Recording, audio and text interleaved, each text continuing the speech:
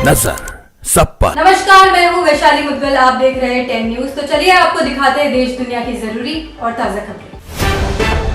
CP Radhakrishnan ने शुक्रवार को भारत के 15वें उपराष्ट्रपति पद की शपथ ली। राष्ट्रपति द्रौपदी मुर्मू ने उन्हें राष्ट्रपति भवन में पद और गोपनीयता की शपथ दिलाई। राधाकृष्णन ने विपक्षी उम्मीदवार बी सुदर्शन रेड्डी को 152 मतों से हराया। इस मौके पर पूर्व उपराष्ट्रपति जगदीप धनखड़ भी मौजूद रहे और लंबे समय बाद सार्वजनिक तौर पर दिखे। मॉरिशस के प्रधानमंत्री नवीन चंद्रम रामगुलाम ने पत्नी संग वाराणसी में बाबा विश्वनाथ के षोडशोपचार विधि से अभिषेक कर दर्शन किए और फिर अयोध्या रवाना हुए।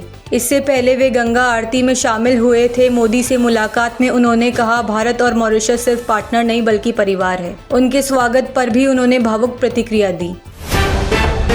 अमेरिका की नीतियों पर दक्षिण कोरिया में भी नाराजगी बढ़ी। राष्ट्रपति ली जे-म्यांग ने वीजा प्रणाली में सुधार की मांग करते हुए चेतावनी दी कि अन्यथा कोरियाई कंपनियां अमेरिका में निवेश पर विचार बदल सकती है। कार्यकाल के 100 दिन पूरे होने पर उन्होंने प्रेस कॉन्फ्रेंस में कहा कि अमेरिकी नीति से कंपनियों का भरोसा डगमगा रहा है। अमेरिका में कंजर्वेटिव एक्टिविस्ट चार्ली किर्क का पार्थिव शरीर एयरफोर्स 2 से एरिजोना लाया गया। उपराष्ट्रपति जेडी वेंस ने उन्हें कंधा दिया। राष्ट्रपति ट्रंप ने किर्क की पत्नी एरिका से बातचीत कर सांत्वना दी और हमलावर को जल्द पकड़ने की बात कही। यह यात्रा उनके सम्मान और अंतिम विदाई के तौर पर आयोजित की गई। अमेरिका में महंगाई दर अगस्त में 2.9% पर पहुंच गई, जो जनवरी के बाद सबसे बड़ी वृद्धि है। गैस, खाने पीने की चीजें, होटल, हवाई किराया और कपड़ों तक के दाम बढ़ गए हैं। आम लोग महंगाई से बेहाल है। अमेरिकी श्रम विभाग के मुताबिक लगातार बढ़ती कीमतों का सीधा असर लोगों की रोजमर्रा की जिंदगी पर पड़ा है। अमेरिका के डलास में भारतीय मूल के चंद्रमौली नागमलैया की उनके परिवार के सामने बेरहमी से हत्या कर दी गई। हमलावर ने वॉशिंग मशीन विवाद को लेकर पहले चाकू से वार किया और फिर माचिटे से उनका सिर धड़ से अलग कर दिया। घटना का वीडियो भी सामने आया है। इस खौफनाक वारदात से भारतीय समुदाय में गहरा आक्रोश है।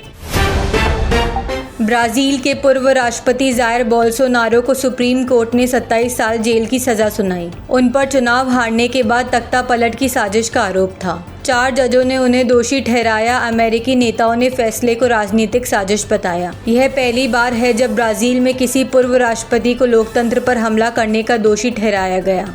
इजराइल ने 72 घंटों में Gaza, Syria, Lebanon, Qatar, Yemen और ट्यूनीशिया पर हमले किए। इसमें 200 से ज्यादा मौतें और 1000 से अधिक लोग घायल हुए। इजराइल का दावा है कि उसने आतंकी ठिकानों को निशाना बनाया। अमेरिकी राष्ट्रपति ट्रंप ने नाराजगी जताई, जबकि नेतन्याहू ने कहा कि यह कदम अमेरिका की 9/11 कार्रवाई जैसा है। भारत फिलीपींस को ब्रह्मोस सुपरसोनिक क्रूज मिसाइल का तीसरा बैच भेजने की तैयारी कर रहा है। यह 2022 के $375 मिलियन के सौदे का हिस्सा है। पहले 2 बैच 2024 और 2025 की शुरुआत में डिलीवर किए जा चुके हैं। ब्रह्मोस से दक्षिण चीन सागर में फिलीपींस की नौसैनिक ताकत बढ़ेगी। फिलीपींस भारत से ब्रह्मोस खरीदने वाला पहला देश है। हिंदुस्तान एरोनॉटिक्स लिमिटेड नवंबर में वायुसेना को 2 तेजस मार्क 1A फाइटर जेट सौंपेगा। अमेरिकी कंपनी जेई एरोस्पेस से एक इंजन मिल चुका है और दूसरा 15 दिन में आएगा। 2021 में 83 तेजस के लिए 48,000 करोड़ का करार हुआ था। अपग्रेडेड एवियोनिक्स और रडार से लैस यह हल्का लड़ाकू विमान 2028 तक वायुसेना को पूरी तरह मिल जाएगा। नेपाल में जेनजी युवाओं का गुस्सा नेताओं की नाकामी और नेपो किड्स की आलीशान लाइफस्टाइल के खिलाफ भड़क गया है। सोशल मीडिया बैन के बाद यह आक्रोश और बढ़ा। एक और आम नेपाली बेरोजगारी और महंगाई से जूझ रहा है, वहीं राजनेताओं के बच्चे लग्जरी कार, महंगे कपड़े और विदेश यात्राओं का आनंद ले रहे हैं। नेपाल में प्रदर्शनकारियों ने काठमांडू के नए बने 5 सितारा हिल्टन होटल को आग के हवाले कर दिया। यह होटल 5 अरब की लागत से तैयार हुआ था। बीमा कंपनियों को 31 अरब से ज्यादा क्लेम का अनुमान है, जो 2015 के भूकंप से 3 गुना ज्यादा है। सरकारी निजी इमारतों में भी आगजनी से अरबों का नुकसान हुआ। नेपाल में जेनजी आंदोलन के बीच अंतरिम सरकार गठन पर सहमति बनी। राष्ट्रपति पौडेल सेना प्रमुख और कानूनी विशेषज्ञों से चर्चा के बाद पूर्व मुख्य न्यायाधीश सुशीला कार्की का नाम सामने आया। हालांकि संसद भंग करने पर गतिरोध जारी है। प्रदर्शनकारियों में भी मतभेद है। कुछ गुट बालेन शाह को प्रधानमंत्री बनाने की मांग कर रहे हैं। पीएम मोदी के मणिपुर दौरे से 2 दिन पहले चुराचांदपुर में फिर हिंसा भड़क गई। उपद्रवियों ने मोदी के स्वागत में लगे पोस्टर बैनर फाड़कर आग लगा दी और बैरिकेडिंग गिरा दी। मोदी 13 सितंबर को 8,500 करोड़ की सौगात देंगे, जिसमें कुकी और मैतेई बहुल इलाके में बड़े प्रोजेक्ट शामिल है। मई 2023 से जारी हिंसा में अब तक 260 मौतें हो चुकी है। कांग्रेस ने पीएम मोदी और उनकी मां को लेकर एआई से बना विवादित वीडियो जारी किया, जिस पर बीजेपी और जेडीयू भड़क उठे। दलों ने कहा कि बिहार इस अपमान का बदला लेगा। बीजेपी ने सीधे राहुल गांधी पर निशाना साधते हुए इसे शर्मनाक बताया। सोशल मीडिया पर भी वीडियो की कड़ी निंदा हो रही है, जबकि कांग्रेस चुप है। तमिलनाडु बीजेपी प्रमुख अन्नामलाई ने एक्टर राजनेता थालापति विजय पर हमला बोला। उन्होंने कहा कि विजय राजनीति को गंभीरता से नहीं लेते और सिर्फ वीकेंड पर सक्रिय रहते हैं। विजय ने 2026 विधानसभा चुनाव में उतरने की घोषणा की है और अक्सर डीएमके व एनडीए पर निशाना साधते हैं। अन्नामलाई का बयान चुनावी सियासत को और गरमा रहा है।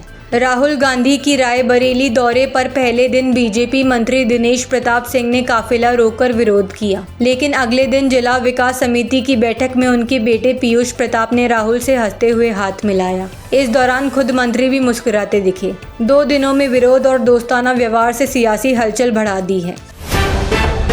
सिक्किम में लैंडस्लाइड से 4 लोगों की मौत और 3 लापता है। यूपी के आगरा में यमुना नदी से आई बाढ़ ने 40 गांवों को जलमग्न कर दिया। ताजमहल के पीछे का पार्क भी डूबा। वहीं हिमाचल में 20 जून से अब तक बाढ़ बारिश में 380 मौतें हो चुकी और सैकड़ों सड़कें बंद है। हालात लगातार बिगड़ रहे हैं। Bharat Pakistan Asia cup match पर पूर्व क्रिकेटर और आप सांसद हरभजन सिंह ने कहा कि क्रिकेट से पहले दोनों देशों के संबंध सुधारने जरूरी है। 14 सितंबर को दुबई में सुपर संडे मुकाबला होना है, जिस पर अलग अलग राय सामने आ रही है। हरभजन सिंह ने साफ कहा कि जब तक रिश्ते ठीक नहीं होते मैच का कोई मतलब नहीं।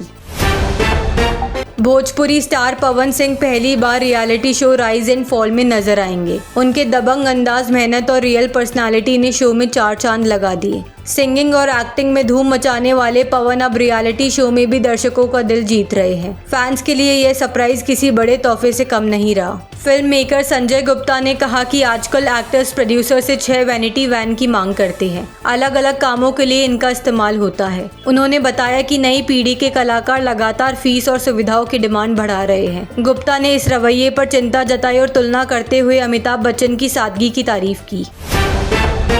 तो ये थी आज की सुपरफास्ट खबरें। तो देखते रहिए 10 न्यूज़। नजर सब पर।